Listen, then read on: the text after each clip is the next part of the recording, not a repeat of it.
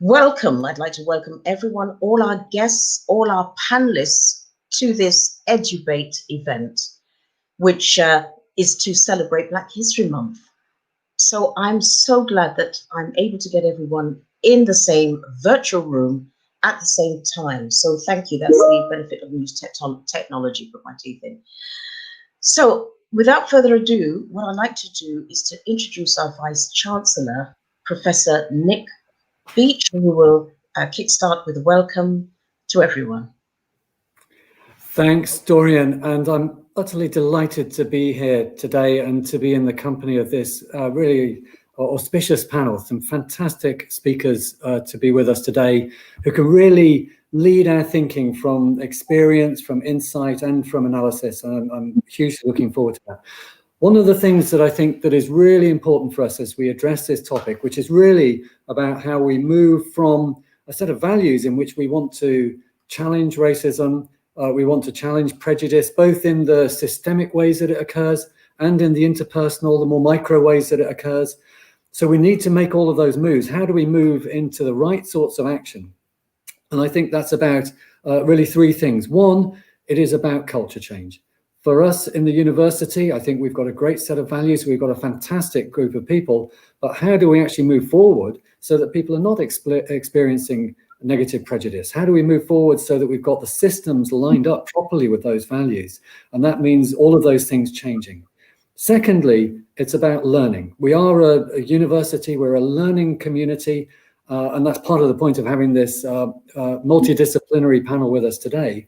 And for people like me, it's really important to be able to listen, but genuinely to hear what is being said, because it's not about me just saying, oh, well, that's something interesting and we'll try and tweak our promotion system somewhere. Actually, I've got to change myself. And that's not the easiest of things to do, but that's what is at the heart of culture change, that we all need to have a degree of humility and a real approach to learning that means that we've got a degree of self-change going on. So that's the second thing. The third thing, I think, is about system-wide change, which is about persevering over time. And I think our panel have all got really rich stories to tell us about how they have genuinely kept going with these issues and not stood back from them. So clearly, there have been some matters highlighted this year, incredibly tragic matters. But our point really is, how does that boost us forward? How do we keep going? Because this isn't a program we're going to solve by Christmas. Actually, this is long-term, dedicated, systemic action that we need to take. So in summary, I'm delighted to be in this panel. Thank you to Doirean for all the work that she has been doing, not just to organise today, but the many events like this she's organised and all the advice she has given to the university and others. I'm looking forward to listening and learning, and I'm very much looking forward to taking away some action points to try and enhance what we're doing, particularly around the Race Equality Charter and the various other initiatives that are ongoing. So Doirean and panel, thank you so much. Delighted to be involved, excited about what's about to happen. Thank you very much, Nick. That was well said. So the topic that we're going to be exploring this evening, if you're in the UK, Dana, I'm not sure what time it is in New York, but the topic that we're exploring is Black Lives Matter and how can we move from slogans to meaningful change. But before we continue, I would like to inform all those present that Edubate is a discussion series of events that offer challenging debates on a range of different current affair topics. This evening's event will explore the topic in more depth with the aid of a panel of national and international experts. So welcome, welcome, welcome. I know you're all very busy and you've found space in your busy schedule to be here today, and we really appreciate it. So the panelists will discuss the history of Black history rights and challenge the racism and prejudice that exists across different institutions, whether it's the police or universities or across wider society or within corporate organizations, etc. The aim is to explore ways to move beyond, as Nick said, the rhetoric and slogans to substance and in turn action. All guests are encouraged to put their questions in the chat at the end. And if you do have a question, could you please use the prefix of a Q so we know it's not just a comment, it's a question. We will do our best to answer as many questions as possible during the time that we have for this event. But please bear with us if we're not able to answer all your questions, but please do post them in the chat. So without further ado, it is my pleasure to introduce our distinguished panelists. So bear with me. I should have a drum roll at this point, but never mind, I'll do without it. So the first person on my list, but I can't actually see him present, but I will introduce him because I know that he's been trying to log in or join us, Dr. Jack Bulow, and he's the CEO and founder of the Nubian Jack Community Trust, which is Britain's only national African and African Caribbean heritage commemorative plaque and sculpture scheme that has been commemorating the contributions of African and Caribbean people in Britain since 2006. So welcome, Jack, wherever you are. Next, I'd like to introduce, because I'm introducing everyone alphabetically, is Sonia Brown, MBE. And Sonia is founder and managing director of the National Black Women's Network, NBWN, was the acronym, and an award-winning business communicator, Uber connector, coach, trainer, writer, a maverick with over 2 decades of experience in marketing and branding, and also life skills development. And I'm just giving you snapshots of people's panelists' profile. They do a lot more. They've achieved so much more. And welcome to Janet Hills. And Janet is the first female chairperson of the Metropolitan Black Police Association and president of the National Black Police Association, who is who's also a serving police officer with 27 years service. I must admit, Janet, you do not look a day over 30. So you've got to share the secret at some point. And I want to make apologies, but I will introduce her, Gail Jean-Baptiste, who is a strategic, commercially driven senior HR leader who partners with organizations to transform business results. She now holds the position of Head of Human Resources at the OECS, which stands for the Organization of Eastern Caribbean States, and is now based in St. Lucia in the Caribbean, where she was born. But she can't join us at the 11th hour. She lost a very close relative. So we send our condolences to Gail. Next, I would like to introduce Dr. Patty Boulay OBE, who is a visiting teaching fellow at Middlesex University here with us in our Faculty of Professional and Social Sciences. Patty, who is CEO and founder of the Bipada Academy, is an internationally renowned singer, author, actress, who also appeared in the West End musical Hair. I don't know if anybody on the panel remembers Hair. I can more or less hear people in the audience saying, yes, we remember Hair. Well, I do. And I still remember that image of that big afro down at the West End, which was renowned. And more recently, Patty was featured on Celebrity MasterChef. She's also a public speaker, lecturer, artist, producer, and a proud wife and grandmother, as well as a mother to 2 children. And her cherished grandson, he's a dream. He's an absolute star. Very proud of his grandmother.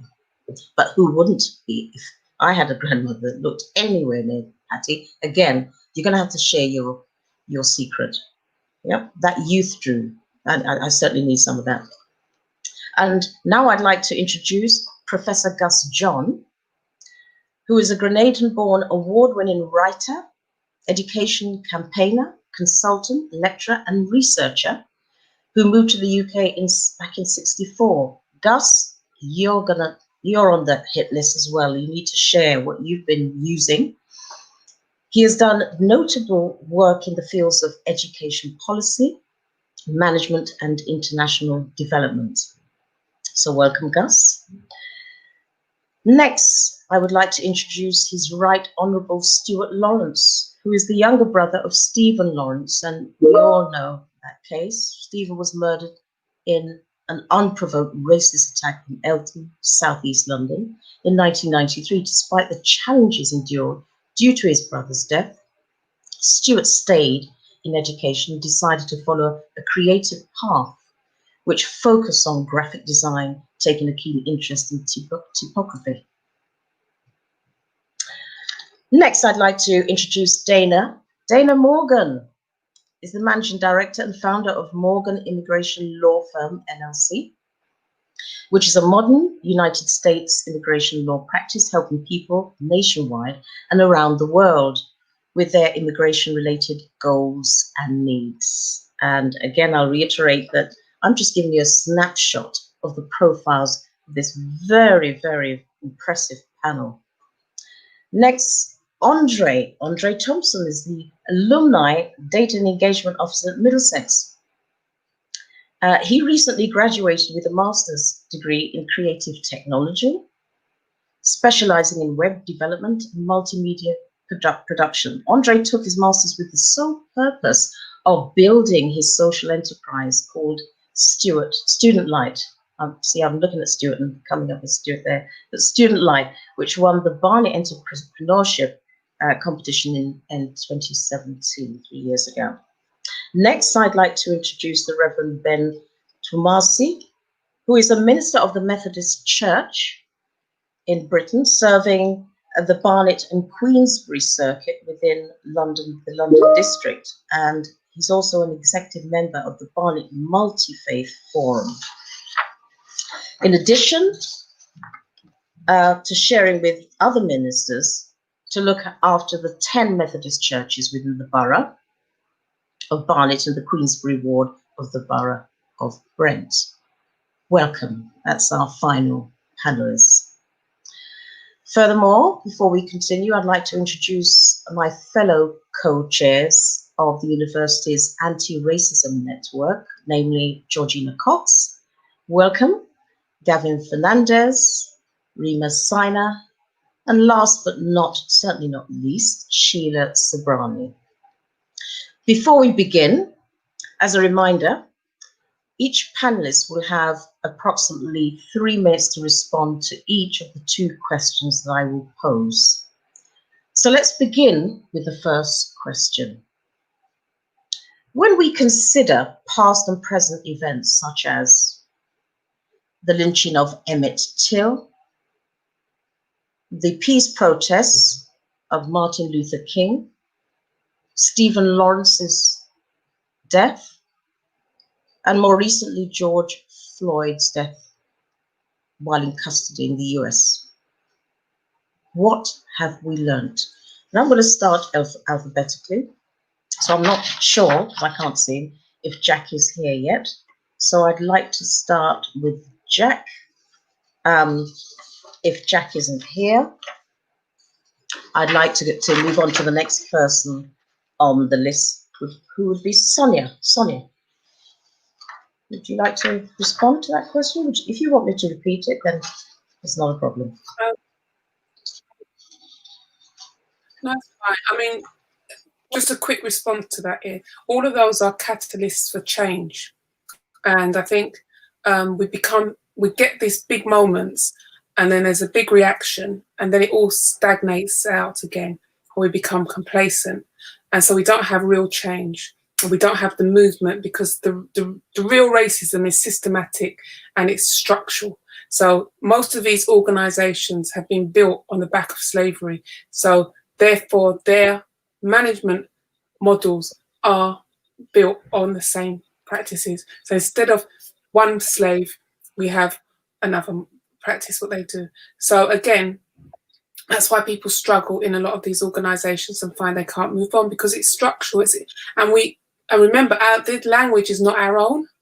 So understanding what's going on, Joe Bloggs on the street, he's not going to understand structural racism and he just wants to know why he can't get a job. And so again, I think that what's happened, we get this big noise, it dies down, nothing happens. And one of the things I'm quite concerned about around the Floyd and Black Lives Matter is, yes, companies are giving them money, but if you look at how much they're giving them for change to how much they earn. So if you look at Apple, let's say Apple makes what, 3 trillion, and they give you, let's say, 10 million.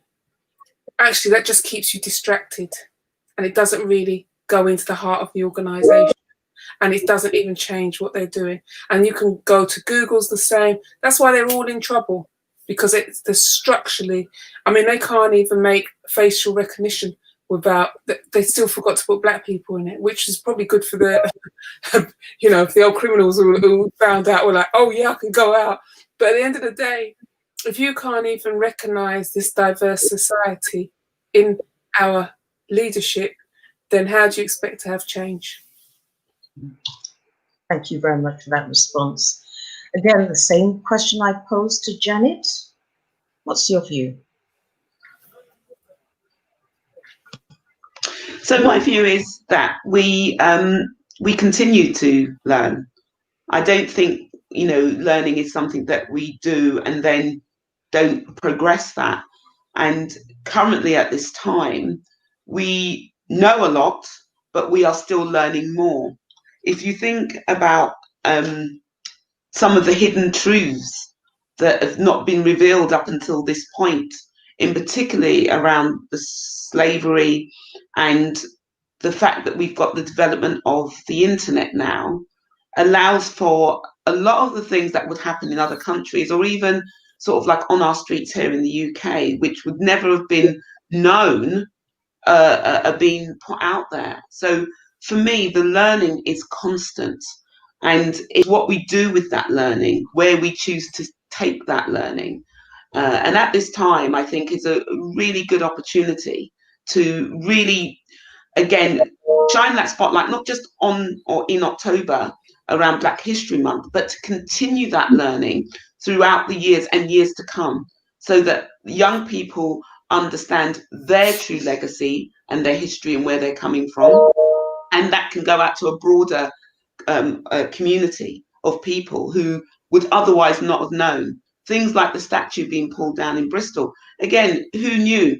And this is the sort of thing that we will continue, hopefully continue to learn as more and more comes to the front. Thank you very much, Janet. And I want to move on to Patty. What's your view, Patty?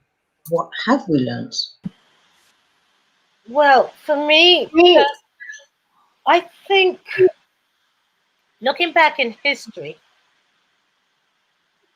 through the years, what happened after the death of George Floyd was quite significant in that young people, I mean, Black, white, Asian, name it, all over the world came out in support.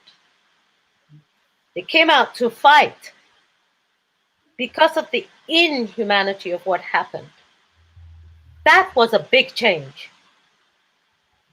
Now, Black Lives Matter started. All lives matter, not just Black lives. But with Black Lives Matter, to bring money into it became an insult. A lot of people jumping on the bandwagon, trying to make themselves seem important.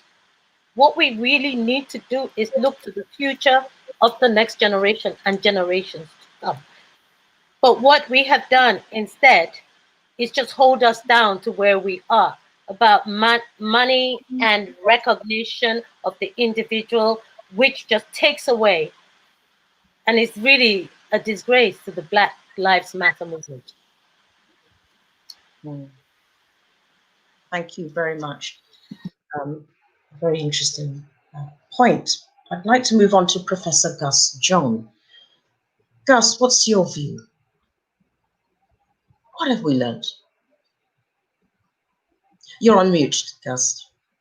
Thank you. Okay. Have somebody unmuted me? Right. I'd like to continue from where Sonia left off, and stress the importance of us understanding the structural bases of the issues that we're talking about. The major problem we have as African people, whether it be here or in the United States of America, is the shallow memory of the majority population.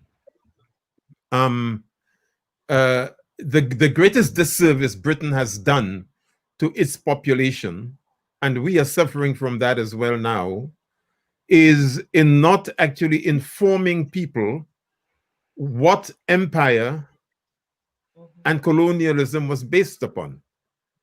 So white people don't understand themselves and their own history, which is why they find it difficult to get their heads around Black History and Black History Month. They don't understand it because it's largely been distorted and fed to them in a manner that was not meant to enable them to understand it. No empire, whether it be the British Empire, the Ottoman Empire, the Roman Empire, no empire in history has managed to make inroads into other people's lives and take over their territories and commit genocide and the rest of it, except through barbarism. So the very history of this society is based upon barbarism. And when imperialism and colonialism gave birth to racism, that racism became etched into the DNA of the nation. And that is what we're dealing with now here and in the United States of America. And it's not just a question of appealing to people's morality. Systems and structures, as Sonia was alluding to, have been established to buttress those notions of superiority and supremacy and the rest of it. It is only some 50 years ago in the United States that we began to reaffirm the validity of our Blackness, Black power, negritude, and all the stuff that came out of that, the writing, the art, the literature, the dance, and so on. So we have to understand, the George Floyd moment is really interesting because it's come like some kind of an epiphany for all sorts of people who not only ought to have known better, but ought to have been doing better for decades before George Floyd. So that in our situation in this country, Black lives have always mattered. But then we've had Stephen Lawrence, we've had David Oluwale, we've had God knows how many people, and all of those hundreds of people who've died in police custody without anybody being made accountable for that. Now, the important thing is, as Sonia was saying again, we can't have these little flashes of activity, bursts of activity in response to these horrendous events, and then simply go back to what seems like business as usual, with nothing being impacted by our protests. So what it means is we have to begin to strip back the institutions of state that keep those things in place, the judiciary, the criminal justice system, the way in which the police are managed and legitimized in their bad behavior, the criminal activities, and begin to see what that means for us. If Black Lives Matter, they matter for everybody. So we can't have Black Lives Matter energizing itself in relation to George Floyd and not in relation to the hundreds of young Black people who slaughter one another on the streets every day.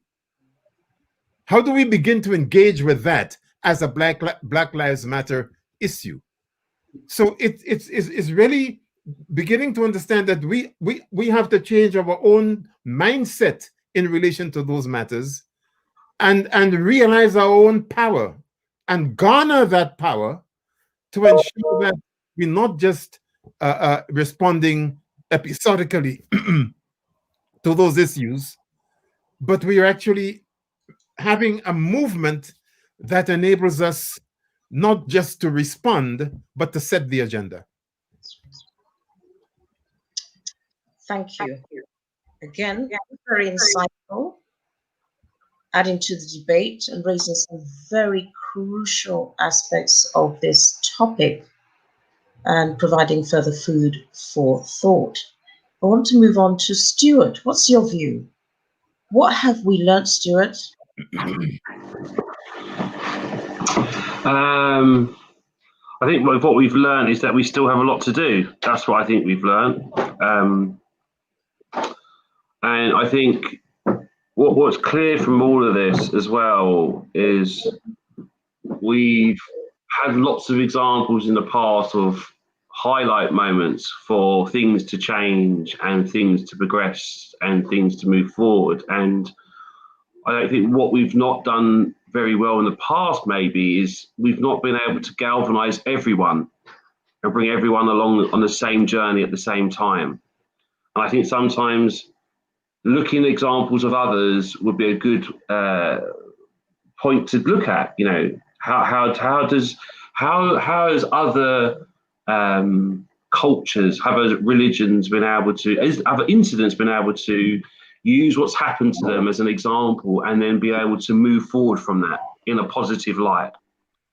You know, someone's bringing to my attention about, you know, Germany and the Holocaust and the crimes that they've committed against a culture, against a race, and how they've turned it around and made it now where someone was explaining to me before, like, if you even utter the word racism or a racist slur in Germany, it is seen as a massive crime and a massive incident, and you are removed, you are taken away, you are punished for what even saying or mention anything racist.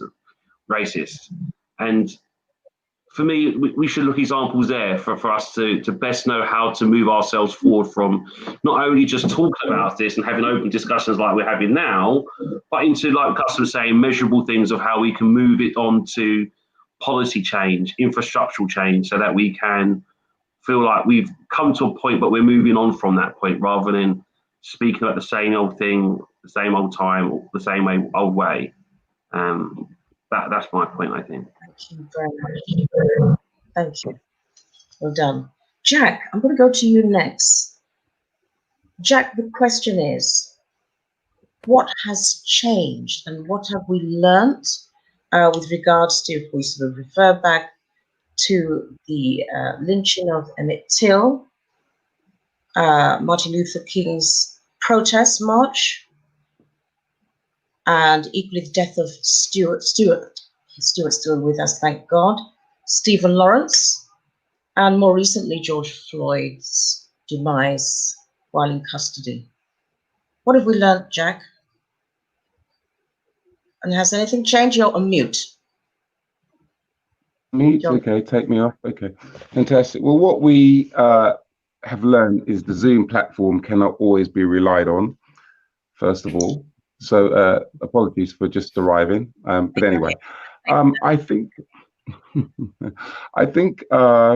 what is slightly different now is other groups are beginning to realize what we have been saying for the last, God knows how long, since before the civil rights struggle, that there just might be an insidious presence in the police force and in mainstream society not really understanding the issues of Black lives or African lives.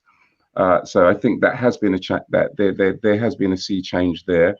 Amongst us ourselves, I think we have lots of problems still we need to look internally, inwardly, and try to resolve. And this might not be the question to address that.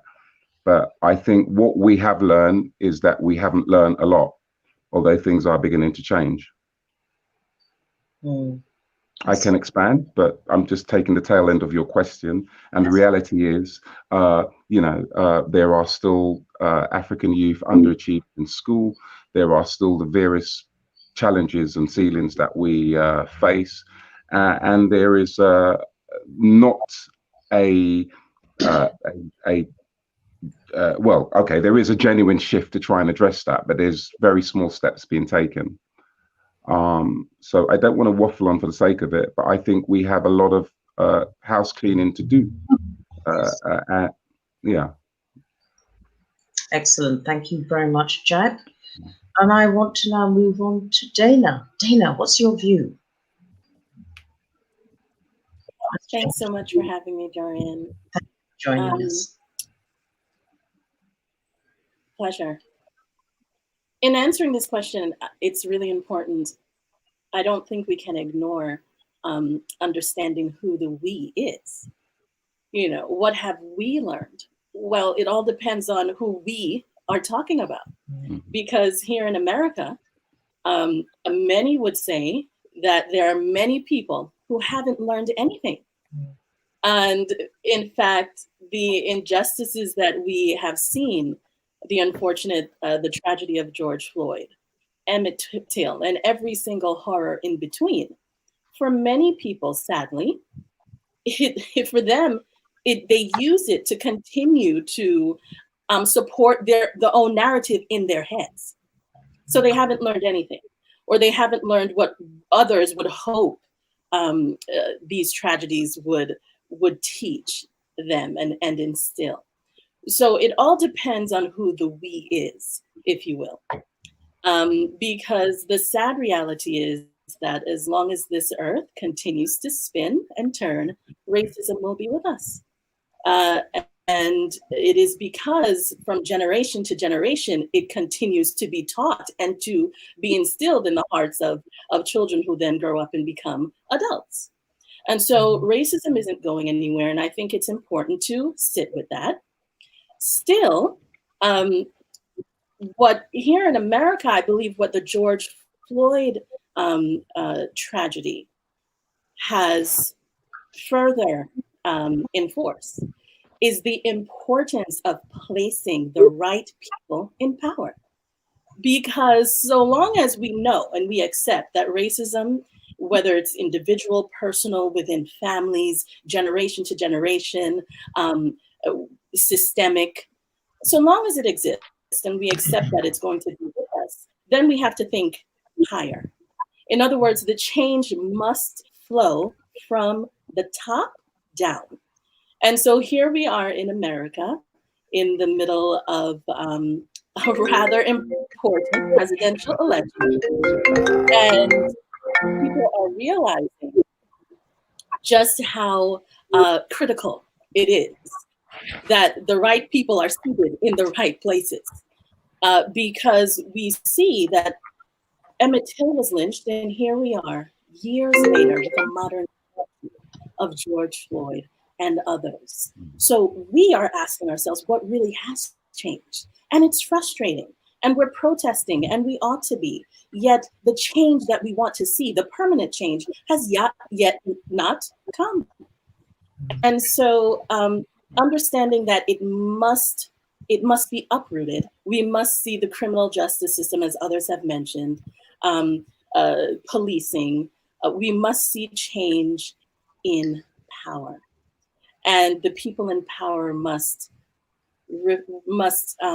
echo the voices of the people who do know that what we are seeing is inhumane and is not just.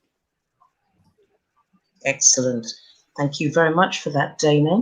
And I want to move on to you now, Andre. What's your view? Thank you very much for having me. It's quite interesting being on this panel, actually, hearing all of those descriptions, and someone who's recently graduated and kind of hasn't had too much exposure to the issues that have been going on in the world growing up. For me, as quite a young person, especially growing up in a white area and going to a predominantly white school, what I've realized in very recent times, over quite intensive learning, that following on from what Dana said, that the problem of racism will just never be fixed. It's not something just going to solve one day, especially not in our time. But we can make progress, and that's what we have to think about and keep in our minds, because it can be really disheartening to see what's going on in the news and how news is portraying what's going on out there as well, and continue to keep going when you've got the mindset this is never going to be fixed. It's a shame that the biggest changes have happened off the back of these large-scale protests and what's caused them. What's been really clear to me is that basically where education needs to be, because there's a lot of lack of education. I think it's really important that as we're thinking about solving these issues, we have to play the long-term game, and there really has to be significant investment into educating the next generation of leaders, and the next generation of those who are going to be working within our services. That's going to be really crucial, especially for me growing up, and the discrimination and racism that I've faced. It was a case where I didn't know that I had the potential to make any changes personally, because you're just never taught how. And going through university and being part of student unions, I only really learned about politics and social change maybe when I was 23 years old. So for me, it's been a case where my eyes have been open to all the injustices that are going on, and I then see that I have a part to play in this, but also have a role to play in this where I'm educating the next generation and people around me as well. And the fact that things like social media and the news can influence people's decisions, there really has to be a push for, I guess, us to look to our news stations and look to our social media channels and see how we can influence things there, because that's been one of the biggest catalysts, I think, in very recent times of how negative perceptions of what's been going on has been spread. And I think there's lots of work to be done there. So for me, I think it's a case of education. In the past, it was a lot clearer to see where the discrimination was. Now it's so hidden that we need to focus on those areas. Thank you. Was well said. Thank you, Andre. And last but certainly not least, Ben, what's your view? Thank you, Doirean. I don't know whether I belong here or I belong to a little puppy there quoting Bible. However, I think the experience and where I've been growing up and everything I've seen around the world, and it's all people from the world that gather in the places where we also offer oversight, then it is the right place to be, I think. I think I will add my voice to what Dana was saying about who we are. You see, when you claim something we, and you are not too sure what the we are, then obviously a certain we might think of the thing that way, another we would think of it differently. I was shocked that in the wake of the post-George Floyd awakening of the whole of the universe, that the whole world, I think, shook. I saw a video clip, which is a post Floyd with another officer with a knee on another person's neck. That was, so who was that we? Was they part of the we that were awakened to this shock of a voice crying for breath, but then could not be held? Was there anything on their conscience? So I feel that the whole world, the generality of people, have not really awakened to the reality of what we are experiencing. I think that possibly underpins how tokenistic the responses that we give become. Some of the very eloquent panelists have alluded to even financial support, something as for me I treat as the most insignificant, though it's a powerful tool in the world. That's finance and economics. It's one of the least we could do. Even there, that approach, the response has been very tokenistic. What is being given as a kind of support to a movement that can bring this leverage is being tokenistic. And it is because I think this power of systematic racism, systemic, well-ingrained division, where we see other people as not meriting the same level of merit that's alluded to some, is so big, that God is so strong, that if really we're going to make an impact, then we would have to sustain an effort. The effort to challenge it has got to be a very sustained approach. Else, it is so strong that it's very difficult to defeat it. When claims are made, for example, post George Floyd, we hear Black Lives Matter as a movement. I am the person who preaches that all lives matter. God, in his infinite wisdom, makes everyone equal. So every human being is valued. Once I begin to project the idea of all lives matter in the midst of Black Lives Matter, it means a way of kind of watering down this thing that has hit us in the face, which is a particular strand. It's just particular in itself. And sometimes I think it has shocked the world.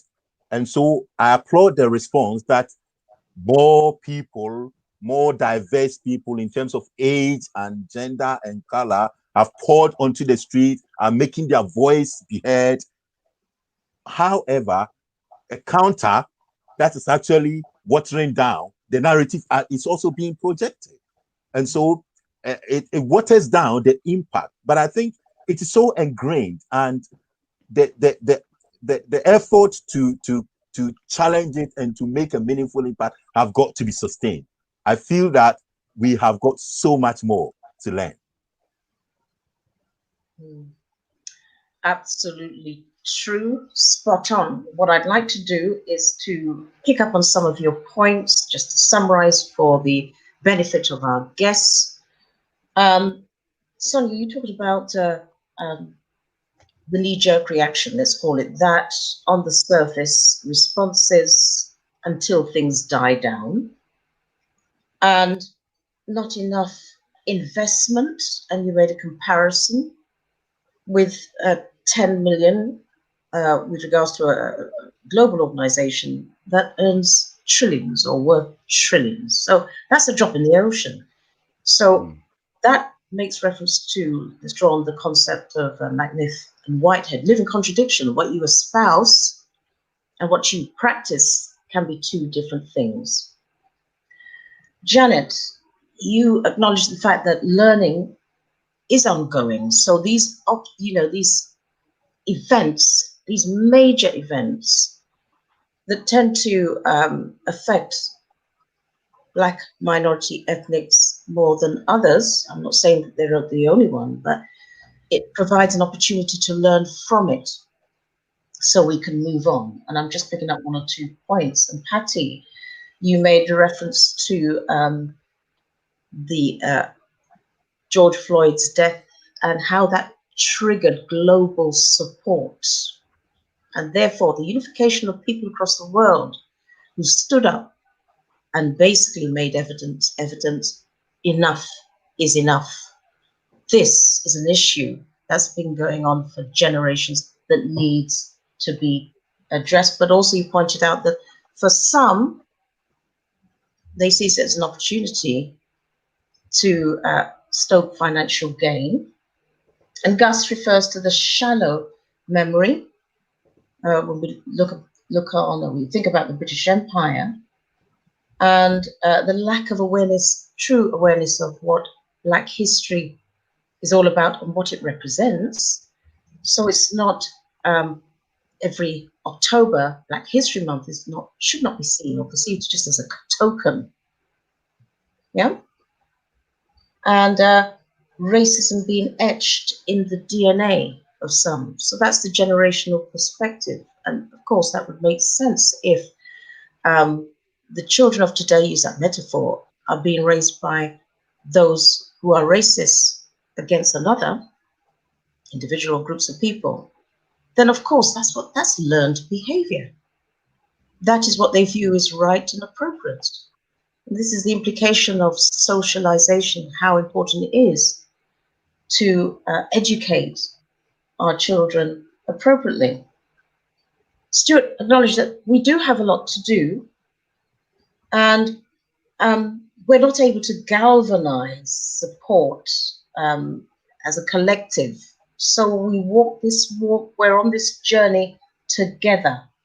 So we move forward to make change happen and have an impact on policies and procedures, whether that's societal, whether it's government policies, whether it's organizational policies.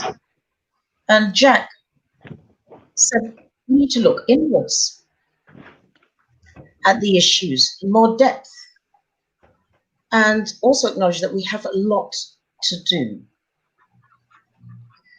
Dana said we need to know who the we are. Which we are we talking about here? That needs to be acknowledged and to be made clear. We need to therefore look at the generational perspective, and we need to acknowledge, and some of that is happening, to ensure that the right people are placed in the right positions of power and control, who represent and reflect the we that we are referring to. And also, Andre pointed out, as he was sharing his perspective as a younger person, and acknowledges the fact that his experience differs from all of the panelists in similar ways, although he has acknowledged that he's experienced racism himself, and that on the surface, dare I say, it doesn't look as though it can be fixed, as Dana pointed out. It will always be here, and that might be the case. I'm the optimist. I'd like to think we can fix it, but I think perhaps, Dana, you might be right. And Andre, you said this is why we need to educate this generation, future generations. We need to use the generational perspective, might even of change, such as the social media platform. I'm not sure what it's going to be in the next 10 years or the next 20 years, but we need to use those forums to get that message across. And it's like a form of subliminal learning. And I do remember that many years ago, back in the 70s, when you used to have a recess in the cinema, and PepsiCo, the trade name for Pepsi-Cola, was sued because they kept flashing a can of Coke. So the subliminal mind would pick up this can of Coke. Even people who did not drink fizzy drinks in the break would go and buy Coke. So, Andre, you do have a point. Before I move on to my second question, I want to show you, share insight to a song, a recent song sung and put out there in the charts, and it reached #1 several times, by a friend of mine, Momo Watt, who's a singer. And when he actually shared this song with me, I thought, my goodness, that's so timely, because that actually fits in very nicely with the discussion that I intended to have and share on this Edubate event. So at this point, at this juncture, and it also provides us with further food for thought. So I'm going to ask Laura to show this video.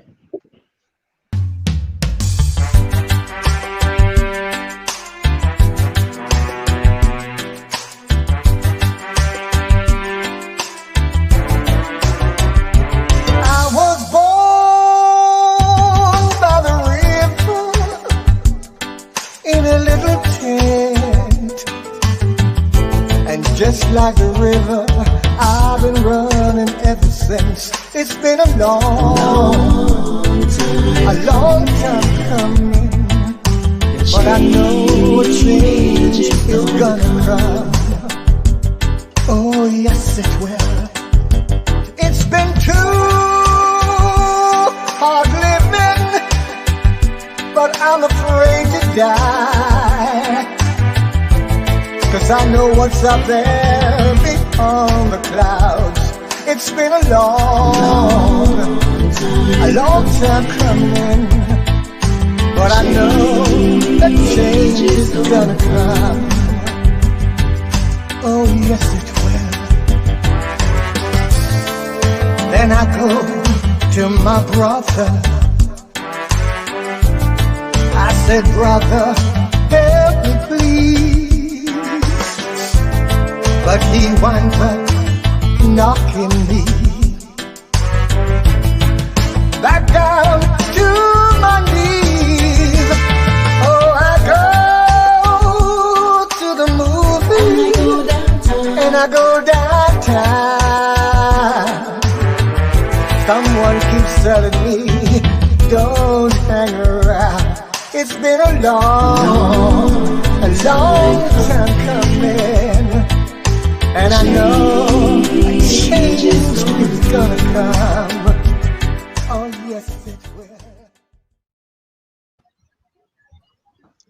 poignant, would you say? And again, it reminds us of the struggles of Black ethnic people. I hate that, the M word. I hate minority. I don't see us as a race as minority. And just looking at people in this space, we're not a minority. So we should not wear that label, that tag. And that song springs to mind for me that racial injustice anywhere is racial injustice everywhere. What's your view? What's the panelist's view on that comment? Would you agree? Can I say that on that comment, I grew up in a genocide when I was growing up in Nigeria, and I witnessed human atrocities and, witnessed what we can do to each other. And so sometimes, when I look at what is going on here in Britain, I have to say that I have to compare it to, just say that we need to understand human nature. It's good and bad in every race. And every life, like the Reverend said, matters in the sight of God. So I really like to move from the complaining position to a solution mindset, which is what I was looking forward to. It's the second part of this discussion. Nicely said, Patty, and leads me nicely to the second question that I'd like to pose, which is, what do you think needs to be done to address or eradicate, as an ideal, racism? What can we do today? Bearing in mind, we don't have that magic wand to wipe it away in an instance or in a blink of an eye. What can we do realistically to help address and eradicate racism? And I want to start with you, Reverend Ben. So I'm working in reverse. Great. Okay. Thank you once again for the opportunity, and thanks to the panelists. The journey might be long, but with fire and passion in our hearts, we know we shall reach our destination. This is a line I'm taking from Kasim Bayan, and I'm not sure the name might even be popular because I Googled the name several times, but I could not even find it. But this is how somebody presents it, that for us, the journey might be too far, but we have got to have fire and passion in our hearts, not fire and passion in our bodies, not in our arms, not in physical exchanges, but deep-seated passion that we want change, and we will endeavor and give our effort towards that change. I want to suggest three things. Number one, for everyone who is witnessing and experiencing, sharing, seeing any kind of racism, any kind of injustice being perpetrated, refuse to be discounted. I feel a sense that for the movement of George Floyd, for example, it had to take someone, a stand-up by whose mobile phone got out and recorded what was going on. That was the civic effort. That is what changed the whole thing for the whole world. So I'm thinking that no matter who we are, no matter if we have that passion in our hearts, that we will not continue to support and enable in even just being passive for evil and for the injustices to continue, then every little effort is very, very important. Every little effort is very important. I take myself to my journey of becoming a minister. And I feel that if I paid attention to the systemic injustices, even within the church, then possibly I wouldn't have become a minister. But I refused to be pushed down. That whatever I think God in his own mercy has gifted me is the same thing he's gifted everybody else. So every environment that we share, I see it as for all of us. And then we all have got to engage in ways that help us to have a cohesive society environment for all of us. And so I would say that although the systems are very ingrained and is set up to be unjust and to be unjust towards certain groups of people, let me be resolved that I will continue to pursue anything that I think can contribute to making it better. I will do my part. Finally, whenever I have opportunity to speak the truth to the powers, I have got to take that. I didn't take this opportunity to share in this forum lightly. I took it with great value, because I feel it is one of the ways that for me to be called to be a part of a panelist within the university environment where knowledge is being developed, knowledge is being shared, and to also drop in my little bit, it's an opportunity. And I'm thinking, let us take every opportunity and make our voice be heard. Thank you. Thank you so much, Ben. Andre, what do we need to do, Andre? Congrats. So for me, I'm going to come from the perspective of speaking, I guess, directly to the audience and people watching this.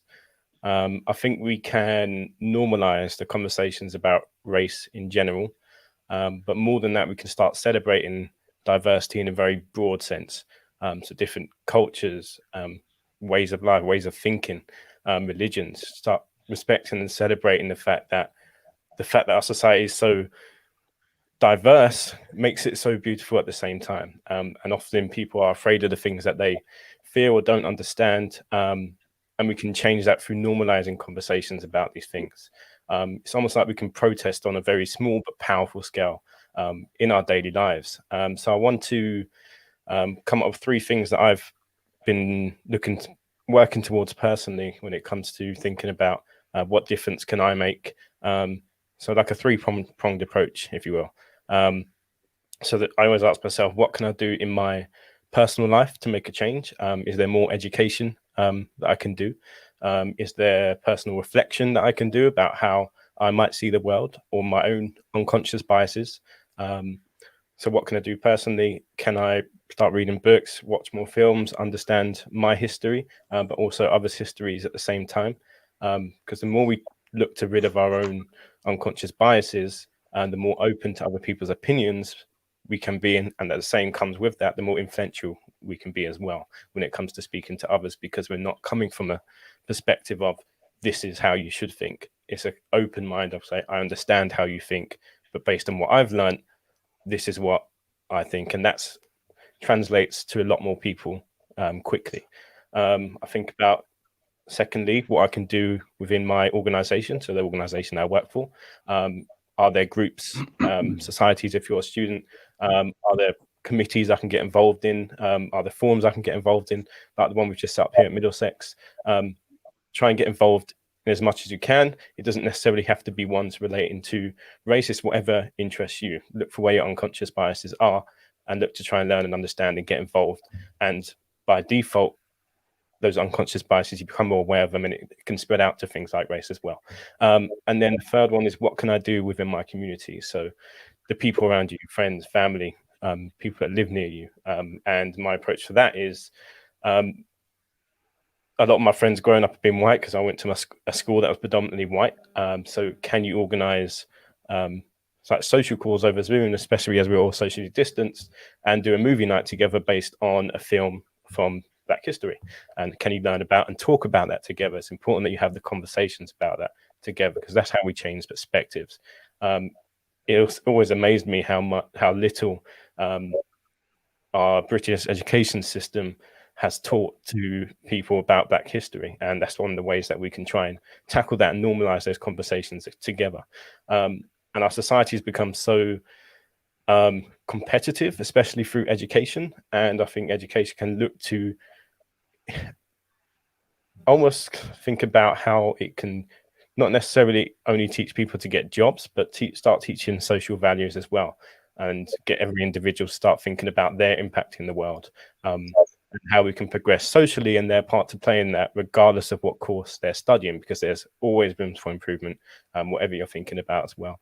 So I think we can start normalizing those conversations and not look at university and education as just a way to make money, but a way to make a positive impact in the world. Excellent. Thank you very much for that, Andre. Dana, what can we do? And equally, what do we need to do? Well, I think about a lyric from a song of the Honorable Robert Nesta Marley, OM. And I believe it's emancipate ourselves or yourself from mental slavery, because none but ourselves can free our minds. And that resonates with me as you know, we're having this discussion, because I do believe it starts there, and uprooting of thoughts, beliefs that do not serve us well, do not serve our fellow man well, uprooting those beliefs so that we do not pass them on to the next generation. And, you know, I actually am quite optimistic.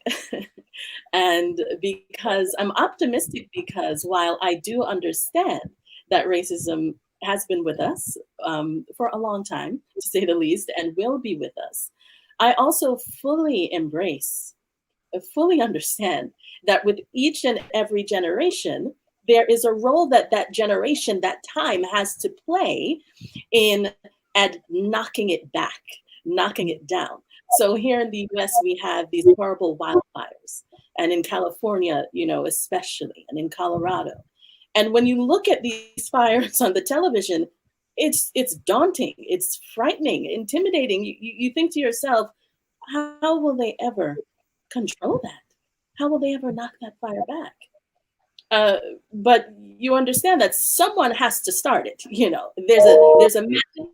Someone has to begin somewhere. They might knock down the fire in one part of the area, and it might come up in another part. Nevertheless, you have to fight it, and you cannot stop.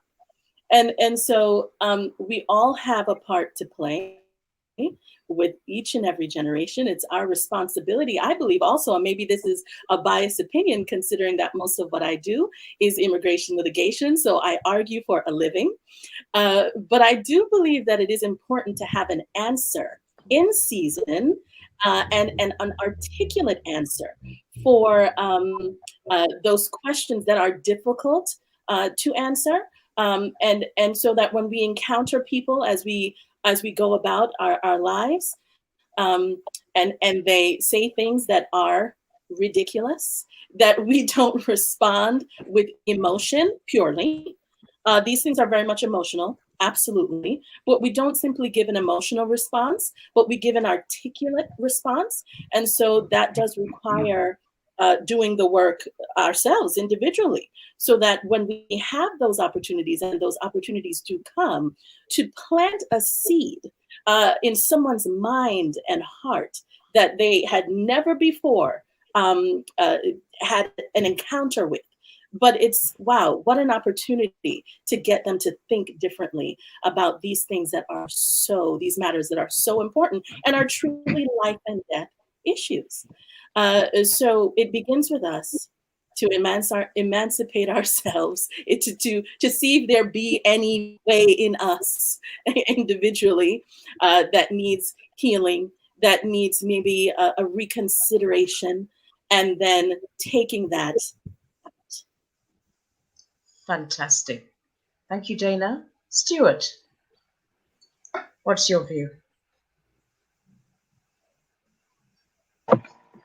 Thank you. So, I think my part to play here would be to start with quoting Nelson Mandela, and he said that it's important for us to use education to change the world. And someone else said it earlier about, you know, no child is born a racist. You know, they're taught these things, and I think for me, that's where we need to be really smart, clever, and strategize around just, you know, making sure that we're getting education, talking to people, like Andre was saying about those discussions, those meaningful discussions that you have with people that don't look like yourselves, and opening their minds and eyes to, you know, how normal and how everyday like people we are, and how much we just want to progress and, you know, find our own place in society and have discussions about our own culture and our own being ourselves. You know, there's still discussions and points that ourselves we haven't had a chance to have conversations around.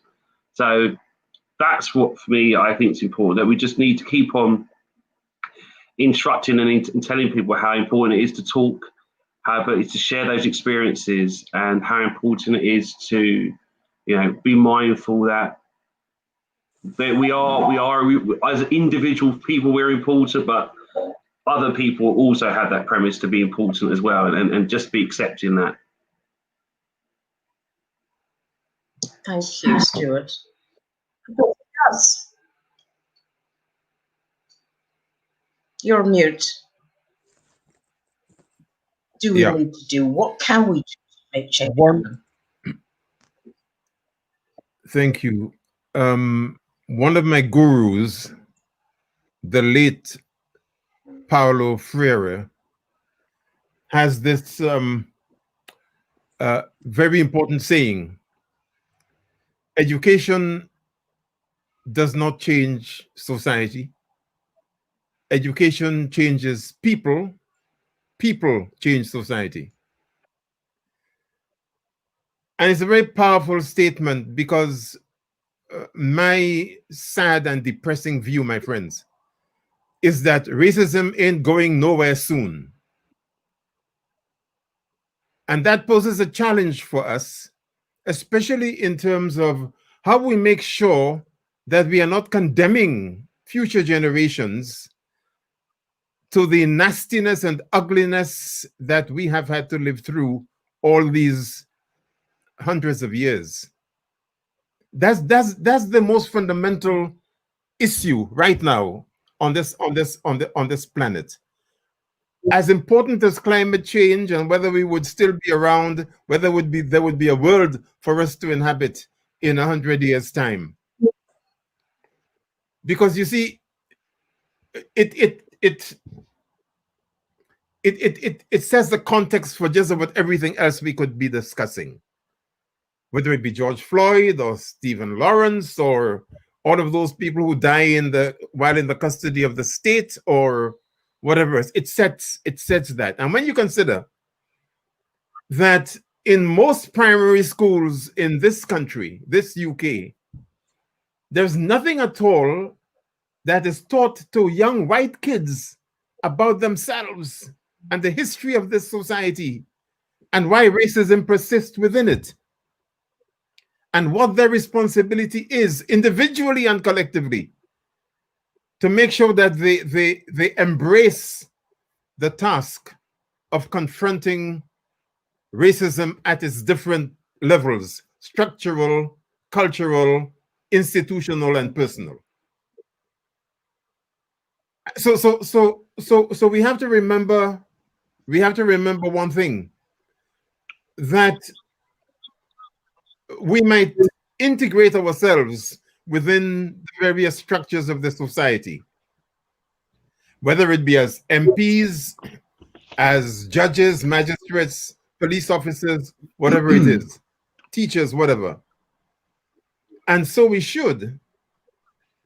The question, though, is this: if our presence within those places is considered to be about us being representative of the groups to which we belong, then what power are we using or are we given to change those societies that have been so exclusionary of us and our agendas and so on. And I want to suggest that in addition to all of that, we need something else. We need an independent national movement of Black people. And I don't want any conversation about who is Black and who isn't, and who is African and who is whatever it is. Everybody must know what I'm talking about when I say that. That can actually ensure that we are taking responsibility for our own stuff and understanding that we have to push the society. There is no way on earth that any of us should have continued going to work as if it were normal when Theresa May and that lot started the hostile environment business, killing our elders, sending people back to the Caribbean and Africa and so on and so forth, while we didn't just continue going to work and everything else. We flocked into Westminster Abbey or whatever the damn place is called to have a church service to thank God for 70 years of the Windrush. So we're going in there with those same people who are killing our elders to pray and give God thanks for our presence here. We put up with the hypocrisy of this wretched society and its institutions and government. We collude. We are complicit. So what I'm saying is, unless we decide to garner, realize, accept, acknowledge our own power and garner that power and use it to bring about change, the system won't yield any change to us. And we would constantly be like mendicants, begging for this, that, or the next thing. And when they throw 500,000 pounds for Windrush, whatever it is, we go scrambling over one another like crabs in a barrel to grab what we can. We are as responsible, my friends, for our condition as those who heap injustices upon us. Gus, that was said very passionately. Let me move on to Patty. Patty?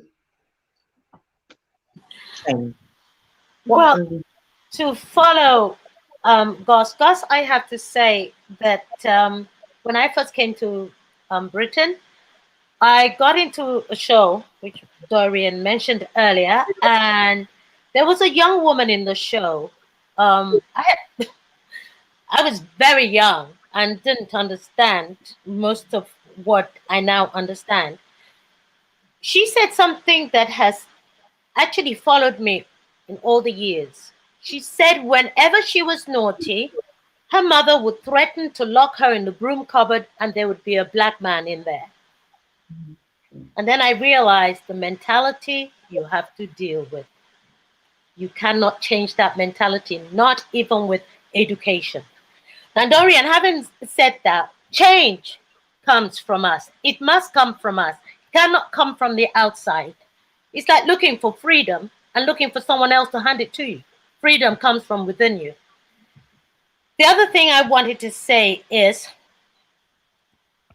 there isn't a single white person who will fully ever understand what a Black person goes through. That's never going to happen. So that's something we need to understand, because we need to understand the mentality we're dealing with. Somebody earlier mentioned teaching our children self-importance and self-belief. That is so important because it starts and begins with us. Parents have to do this. Mothers especially have to can contribute to this. We have to change the rhetoric. We have to change the narrative that we use. You see, I majored in slave trade, in the history of slave trade when I was at school. And I can tell you one thing. They did not take slaves. They took princes. They took farmers. They took, name it, doctors. They took all sorts of people and turned them into slaves. They took free people and turned them into slaves. Why do we teach the history of slave trade? That is not our language. It is not our narrative. We have to change to what has happened. If we're going to teach this in schools, we have to teach about kidnapping and subjecting people for for centuries, killing. The Atlantic Ocean is littered with the blood and the body of our people. That's what we have to teach our children. They have to be confident. Like the Reverend said, we are God's children. There is no one who is above me or below me. There will never be. That's what our children will have to understand. It doesn't matter where I am. I understand. Listen, I lived through a war. I have seen human bodies eaten by maggots. That includes white, black, yellow, red. That's where we end up. King, queen, whoever you are, leader. We always talk about leaders as if they are some kind of gods. These are your sons. They pushed out of some woman, including Trump. So what is the leader in that? It makes them gods. I do not believe anyone. I look at Prime Minister of England. I see my son. I look at Trump. I see my wayward son. These are not leaders. We select them and then we expect them to deliver things to us. No. We deliver what we want. They act on the entire collective. If you don't want Trump there, vote him out. Our people don't do that because we have never learned to stand together. We still don't learn to stand. We haven't learned. Divide and rule works perfectly with Black people, believe me. It's like our next name is divide and rule. That is perfect for us. And then whenever somebody mentions money, I get angry. Now, the other thing I was going to say, Andre, yes, educating young people. Not just educating young people, they have to achieve better than others. A Black footballer has to be so much better than his white counterpart. And that is the beauty of being Black. When my daughter was swimming, somebody said Black people don't float. I said to her, darling, go out there and show them not only do we float, we win gold medals and more than that. She went out there and did that. That's what we have to teach our children. Solution. There's no solution except when it comes from us. Mothers, Black mothers have to do so much for their sons. We have to be better qualified. We have to be better in everything because the future belongs to us. If you look at history, it goes round. The history of the world goes round. The future belongs to Black people, and that's when I'm going to stop. The future is ours. Thank you so much. We could go on forever, but I'm governed by the time, and I need to allow our guests, our audience, to also pose their questions. So thank you so much, Betty. Everything that you said resonates with all of us here and all of us out there. So thank you. And I want to move on to Janet. Janet, what can we do? What action do we need to take? So there's part of it for me that talks about, well, owning the problem, understanding and owning the problem, and then dealing with it. I think there's still this denial about the part the UK really played in the whole slave trade. And that is played out here in the UK. So they never actually physically had slaves here. We know this. And therefore, the problem becomes someone else's, and the acknowledgement and the ownership is not there. So you look at institutions like policing, and the finger is pointed over at policing, and rightly so. It's an institution that again was set up for in terms of the policy and practices that it has. But while we're busy looking over there, we're missing racism that is happening elsewhere. So for me, there needs to be a societal way of dealing with this, because this racism impacts in all walks of life. It's not just in policing, because we know what the issues are there. It's in education, it's in employment, it's in some of our major, it's in all of our major institutions. We can see that by the very means that representation is so poor and so low from, African, Caribbean, Asian perspectives. So for me, there needs to be that ownership of the problem and allowing people to have a voice around some of the issues that they are going through, giving people a safe space to have those conversations and allowing for those uncomfortable conversations to happen, but in a natural way, not in a way where we're having to complain about the way we are treated within our working environment or how we're treated on the streets. You know, it needs to be a way that is allowing for learning to happen and for change to be made. So for me, it is about that, owning that problem, understanding that problem, and then putting in the necessary measures to deal with the problem. Thank you very much. Excellent. Thank you so much for that. Jack, last but not least, Jack. Jack, are you still with us? Sonia, what's your view?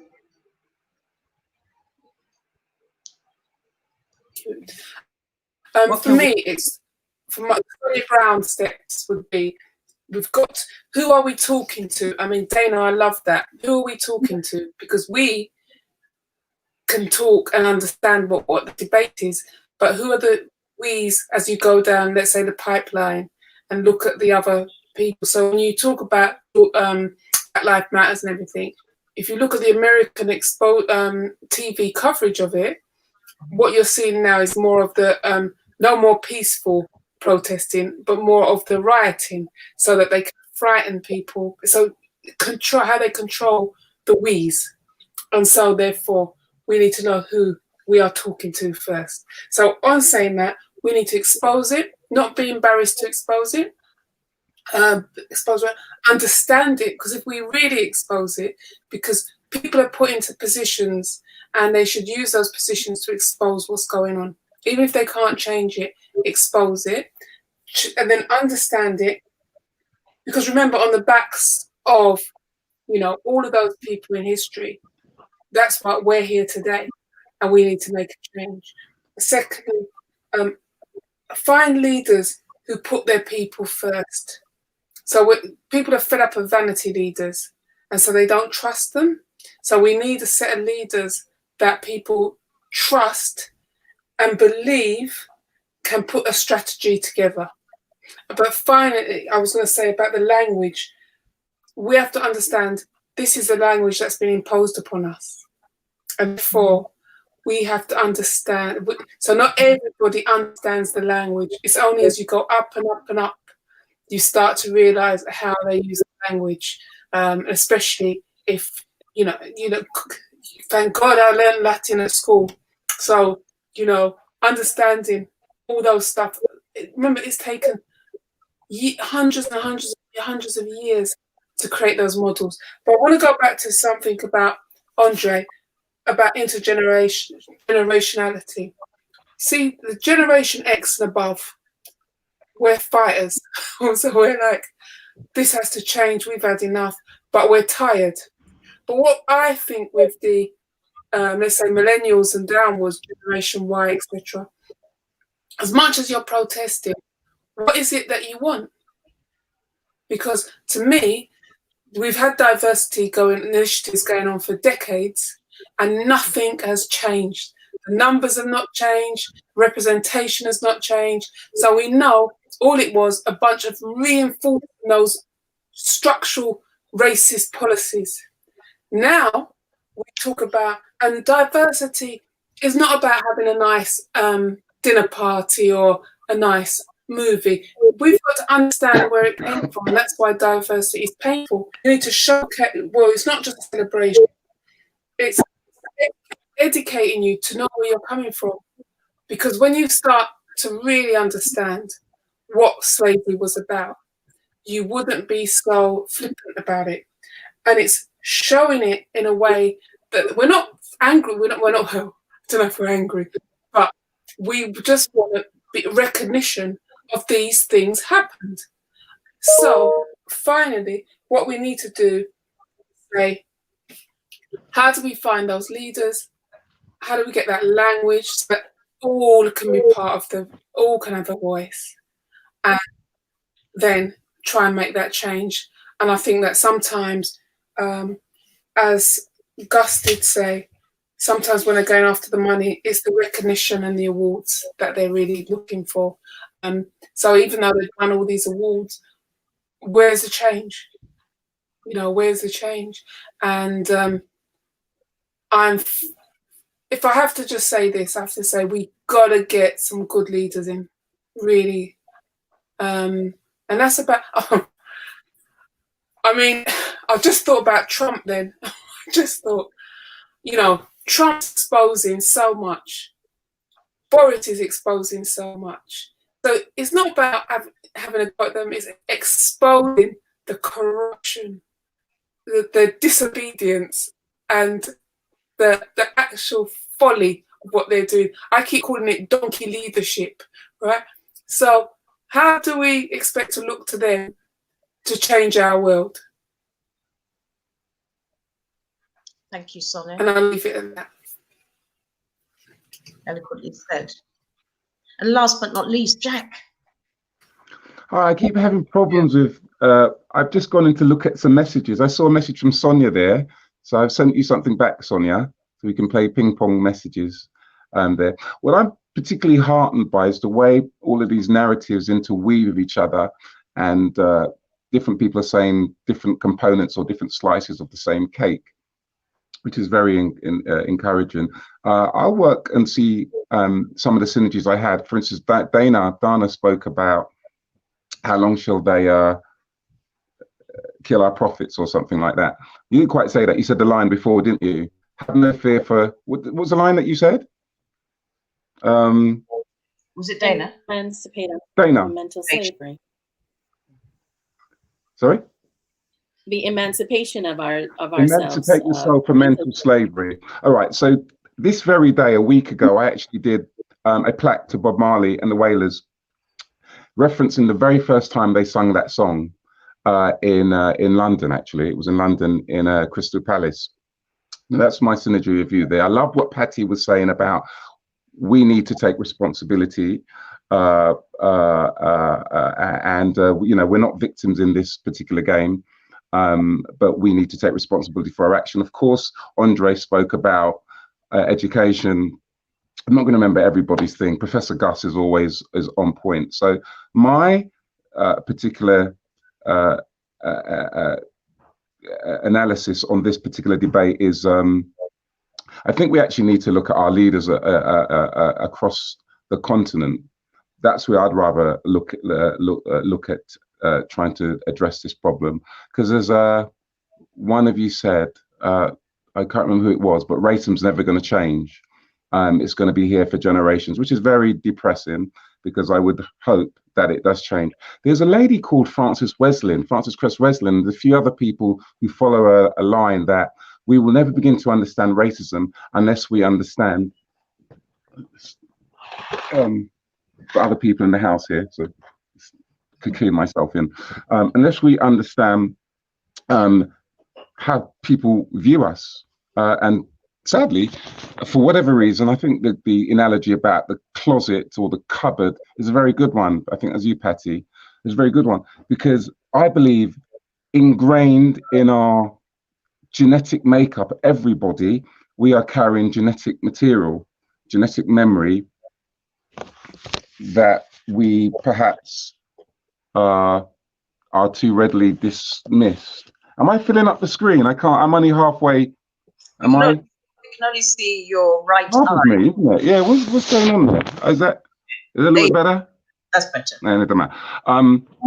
Yeah. So unless we understand how white supremacy works and how we fit in within that framework, we will always be apologetic and passive in our redress of that particular thing. So I'm not going to make a long thing, because I know we've got a lot of people to speak from the chat room, but this is what I would like to say. I'd like to say, I think there's a couple of days ago, a Nigerian government official was found with a suitcase of squillins in his briefcase. Did anybody hear about that? That was this week. Today's Thursday. I think this was Tuesday. He was found. It wasn't an awful grand sum in the scheme of things, about $50 million, which he was going to appropriate in a British offshore bank somewhere in the Caribbean, no doubt. So we got these kind of issues. And going back to Dana, as I complete the synergy, how long shall they kill our prophets? The problem is we have people who are colluding, who are in power. The minute we have a Samora Michelle or okay, I've done Nubian Jack, I even forget my heroes now, but Kwame, whoever, these people will be ticked off, knocked off, and removed. Because it's better to have a, who did Rumble in the Jungle, Professor Gus, Rumble in the Jungle, that guy who paid for it for Ali and that. It's better to us to have those sort of leaders. Do you understand? Because they can be brought off and we can be kept in our little subservient little place. But guess what? The future is changing all the time. The future is very good. The future's in very good hands. We need to do that. And I think we should take some questions now. I'll just help you lead your show, Doirean. We should take some questions from other people. Thank you, Jack. Well done. So I'm not going to I summarize. can't hear you. Can you hear? Can you hear me? Can everybody actually hear me? Yes? Great. Fabulous. So I'm not going to summarize as I did with the first question because time is of the essence and I want to afford enough time for you as panelists to respond to the questions that are being raised. So let's go to the first question that I can see. Much discourse remains in the context of the last 500 to 1,000 years. Oh, great, it's up here, where Black people are victims. What is the role of mindset change through each learning ancient African history and achievements? If you'd like to repeat that question, I can do so. So there is much discourse in the context of the last 500 to 1,000 years, where Black people are victims. What is the role of mindset change through each learning ancient African history and achievements? Panelists. Yeah, I'd like to say here, I was thinking about this other day, you know, and what happens is we get told about Black History Month, and that's what we get told. We get told about the slave trade, and which is only a small, minor part of the journey. We don't get told of it before that, where, you know, we're Egypt and Timbuktu, and those little reference points of, you know, how that we was the centre of education, we was the centre point of knowledge. You know, those little gems are never thrown to us as young people to understand the grandeur of our race and our culture. But that's done on purpose. Yeah. That's done on the same reason why, like we've all been saying about why the narrative hasn't changed much. But now that we have platforms where we don't need to wait until someone tells us it's okay to speak, or it's okay to have a show about something, we can all now be our own presenters. We can all host our own weekly shows if we want on Instagram or YouTube or podcast or whatever we want, where we can now start giving out these information for younger generational kids to understand. But I think that's the part we need to make sure that we're doing. We need to somehow sew it all up. And we talk again about leaders, and that's what I was saying earlier. You know, I've got a strong feeling here that this time now. That's the missing part. We just need someone to galvanize the troops to say, look, I will be the focal point. If everyone else covers around me and holds me up and pushes me right in the right direction, I will be the focal point. I will be the person that will be the mouthpiece. But knowing that I am the mouthpiece, the ego and status doesn't get in the way of it. Because that's also what we talked before about the crabs in the barrel mentality, how things haven't changed. That's the rhetoric that has always got us in problems, where it becomes about someone being bigger than the actual. And the analogy I like to use there is a vehicle and a driver. It needs a driver. The vehicle needs a driver. Yes, it does. But the driver's not the most important person here. The vehicle is. And where the vehicle is going, the journey that it's going on is what's most important. Thank you, Stuart. Who else wants to answer this question? Hi. Patty, and who's next? Sorry. I'm going to be quick. Yes. So, Sonia? Great. I was just going to say, one of the things that comes to mind is when Jack talked about the book by Cresling, Key to the Colours. It's rather than buying books, what we find, we go back to who are we talking to?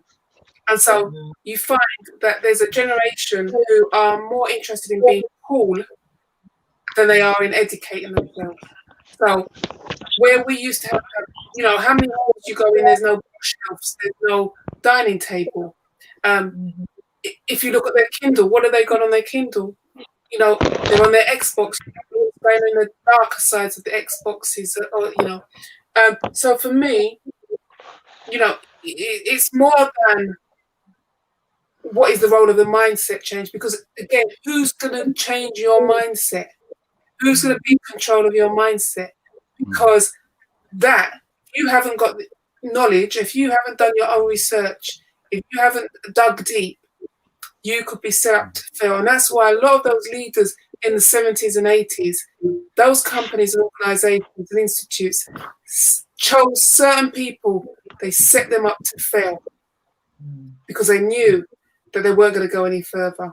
And I think that without this knowledge of this journey, I think it's too rash to say we're going to vanillaize diversity and inclusion.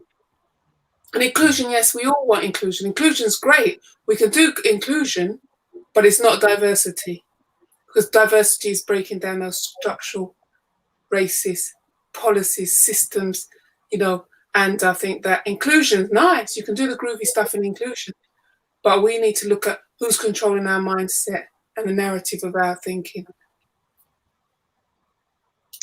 Thank you so much, Sonia. Patty.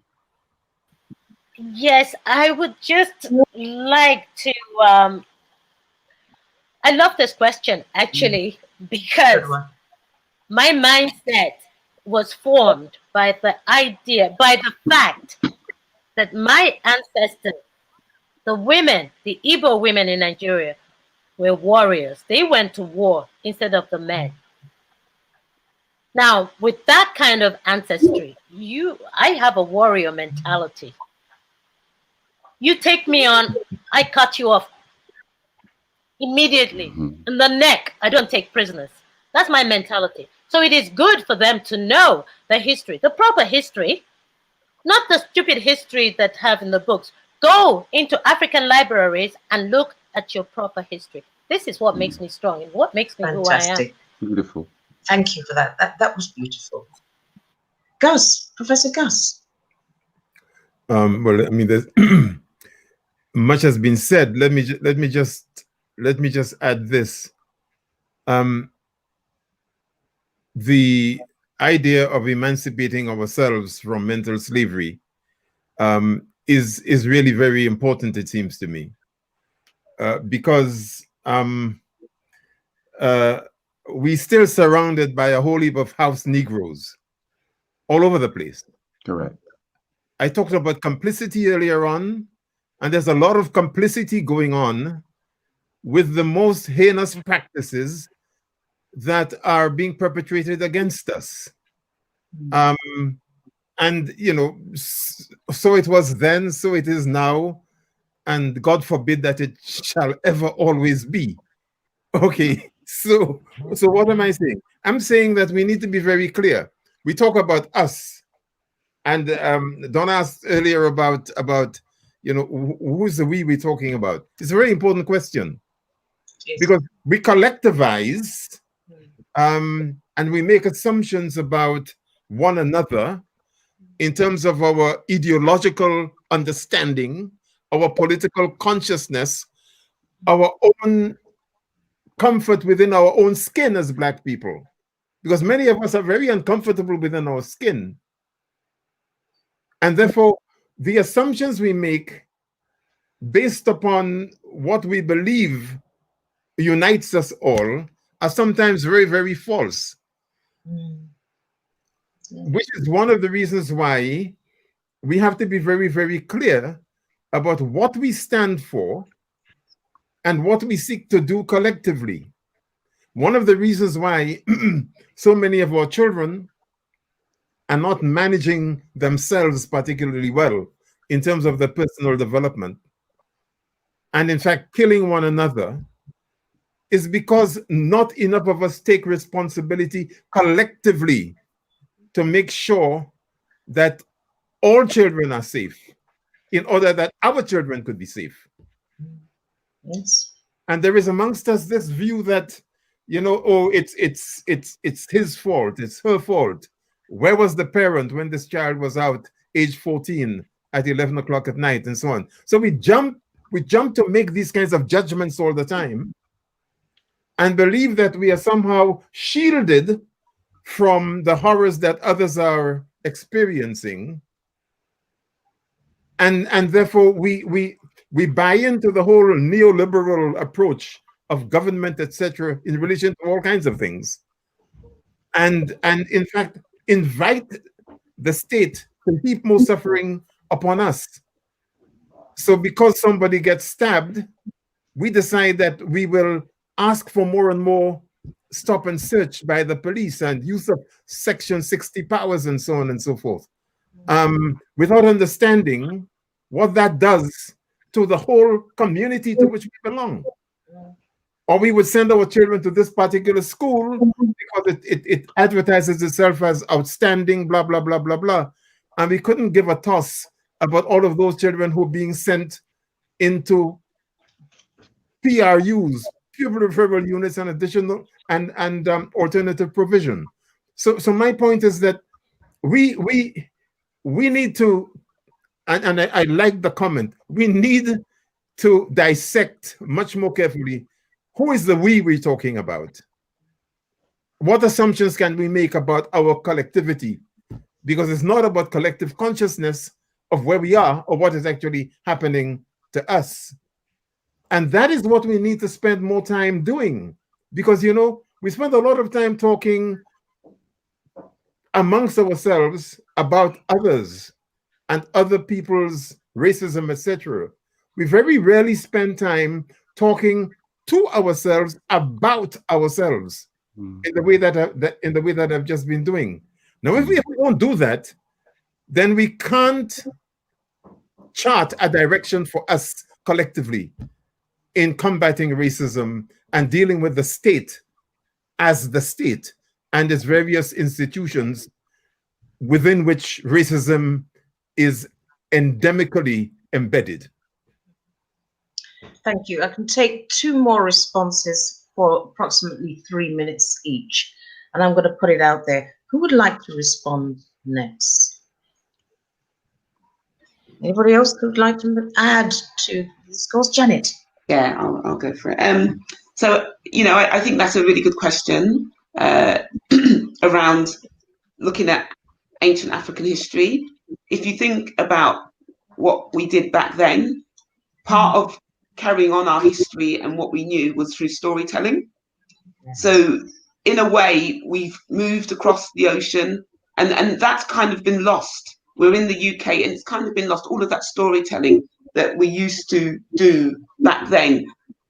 Again, African proverbs, it takes a village to raise a child. All of that, again, is lost. It's been lost over the centuries of where we are now, where we find ourselves.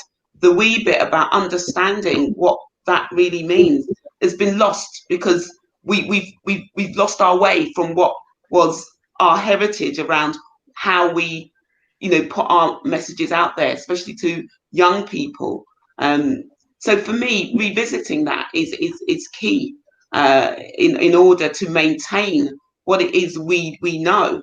What I know and my mindset is that I was a survivor, or my relatives, my ancestors were survivors of the most atrocious thing that has happened in human history.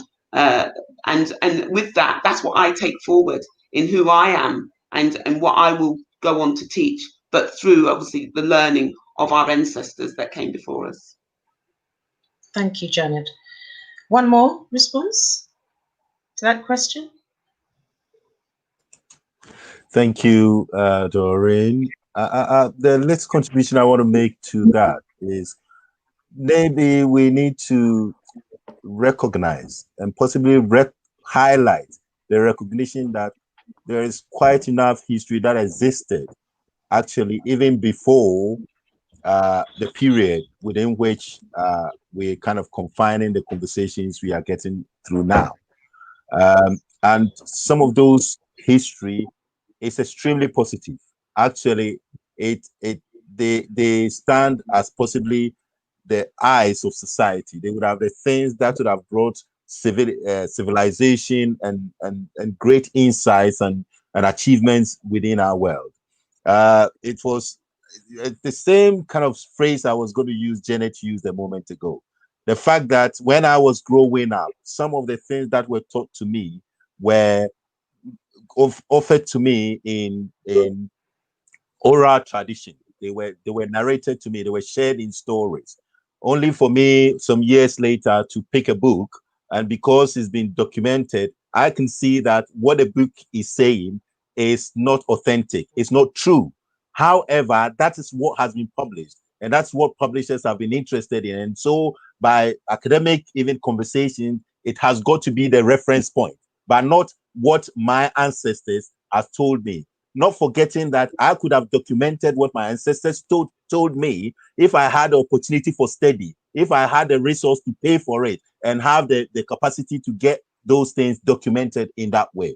So maybe there will be a point of reliving some of these, or re-highlighting some of those things that we know have existed before, which breeds a lot of positivity in society. Finally, I lived a lot of my life in Ghana.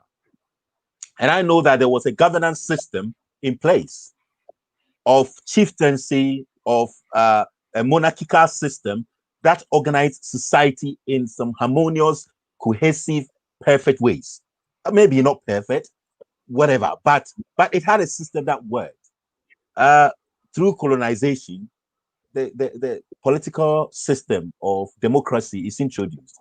And even the struggle to try and manage both ends, this domination of Western democracy then had meant that those systems that had shaped society before then had to be kind of pushed down and treated probably as wrong and alien. These things would have to be relived. Thank you. We have approximately 5 minutes left, so I want to wind up. Yes? So we need to find and support the leaders who are able to recognize and acknowledge that racism is never good for business. To support them, to nurture inclusion for all, regardless of who we are and our differences. To see the beauty in differences as opposed to negativity or inferiority or superiority. And more importantly, as far as I'm concerned, nurture respect for all by sharing insights, education. That's where we are. This is university. But education is also outside of the classroom, in the home. So nurturing and investing in our youth, in our young people, whether they are in school, whether we are raising them in the truths that there is only one deserving race, and that's the human race. On that note, we have approximately 4 minutes. I want to thank Middlesex University, the leadership team, our new Vice-Chancellor, who believed in affording this platform to share insights, to tell the truth, to afford voice. I would like to commend Middlesex for that. I would also like to thank each of our panelists to find the time in their busy schedule to be here in this space. So thank you, Andre, the Reverend Ben Tomasi, Dr. Patty Boulay, Dana, Morgan, Jack Mueller, Stuart, Lawrence, Professor Gus John, Sonia Brown, Janet Hills. Thank you. And thank you, Gail, although you're not here. Our condolences are with you. Thank you all. And certainly not least, thank you to our guests for joining this debate, to sharing your questions, to listening from beginning to end. Thank you. We have work to do. And although, as Ben pointed out, the journey is long, if we move in the right direction, we will get there. And thank you. Can I also thank you on behalf of all the panel? And just to say, I know I'm only getting £1,000. I don't know how much everybody else is getting, but I'll just keep it to myself. Oh, Jack. I'll just keep it to myself. I know I shouldn't have said it. Thank you, Jack. Thank you all. Thank you, Doirean. Laura. Hi, everyone. Bye. Nice to meet you. Thank you. Bye. Everybody else. Yeah, bye. Thank you. Bye. Yeah. Racist Network. Thank you. Have a good evening.